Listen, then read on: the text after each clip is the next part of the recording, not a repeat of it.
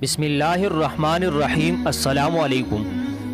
حضرت جنید بغدادی رحمۃ اللہ علیہ کے دور میں بغداد میں ایک امیر شخص رہتا تھا جس کی بیوی بہت خوبصورت اور پری چہرہ تھی۔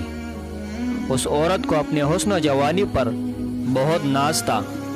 ایک دفعہ وہ بناؤ سنگار کرتے ہوئے آئینے میں اپنے آپ کو دیکھ کر بہت فخر سے کہنے لگی کہ دنیا میں کوئی ایسا آدمی نہیں ہوگا جو مجھے دیکھ لے اور میرے طمع نہ کرے۔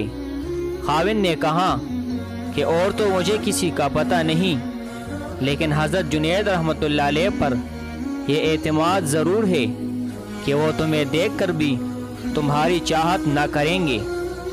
بیوی نے کہا کہ اگر ایسی بات ہے تو میں آزما لیتی ہوں، یہ گھوڑا اور یہ گھوڑے کا میدان دیکھ لیتی ہوں کہ حضرت جنید کتنے پانی میں ہے۔ خاوند نے اسے اجازت دے دی۔ وہ عورت حضرت جنید رحمۃ اللہ علیہ کے پاس ایک مسئلہ پوچھنے کے بہانے حاضر ہوئی۔ خوب بن سنور کر آئی تھی اور مسئلہ پوچھتے ہوئے اس نے اچانک اپنا نقاب کھول دیا۔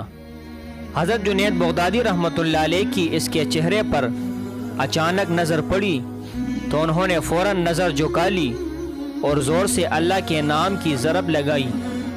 یہ ضرب اس عورت کے دل میں پیوست ہو گئی۔ وہ چپ چاپ وہاں سے واپس آ گئی۔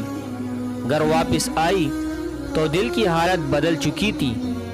سارے ناز نخرے ختم ہو گئے، ساری زندگی ہی بدل گئی۔ سارا دن قرآن مجید کی تلاوت کرتی اور رات کو مصلی پر کھڑی ہو جاتی اور نوافل پڑھتی۔ اللہ کے ڈر اور محبت کی وجہ سے روتی رہتی اور آنکھوں سے آنسو جاری رہتے۔ اس عورت کا خاوند کبھی کبھی کہا کرتا کہ حضرت جنید رحمۃ اللہ علیہ نے تو میری بیوی کو میرے کام کا نہ چھوڑا۔